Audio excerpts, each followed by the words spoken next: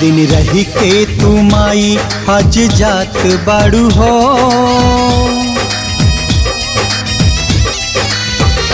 9 दिन रही के तू माई आज जात बाड़ू हो।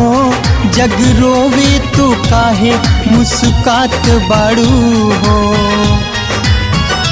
अपने भगतन के हो, अपने भगतन के मैया काया सही रोइबू। अपने भगतन के मैया काया सही रोइबू। बोला है महारानी फिर कहिया ले अइबू। बोला है महारानी फिर कहिया ले अइबू। बोला है महारानी फिर कहिया ले अइबू। बोला है महारानी फिर कहिया ले अइबू।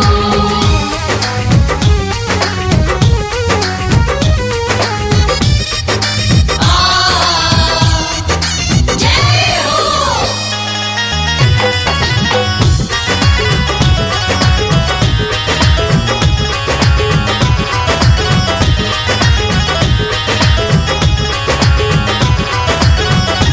जहवा मूर्ति रखाइल विशाल उ सुना सुना लागे पंडाल।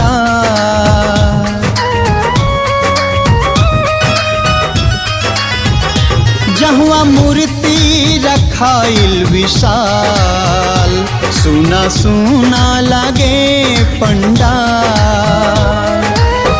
करी विदाई कैसे के माई बूझ सब कर हाल। ए माई बूझ सब कर हाल।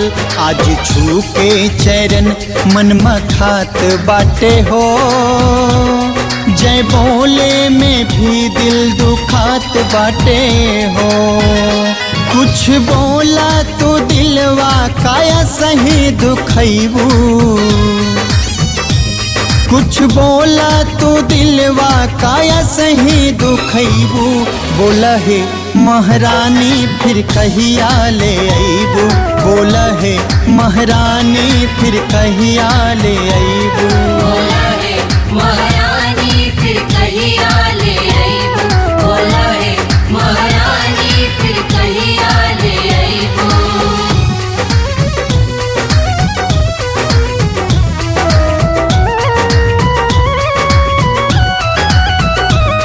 जय माँ जय माँ जय जय माँ। जय माँ जय माँ जय जय माँ। तनी रुक जई तू आरती उतार ली। तोहे छन भारी औरी निहार ली।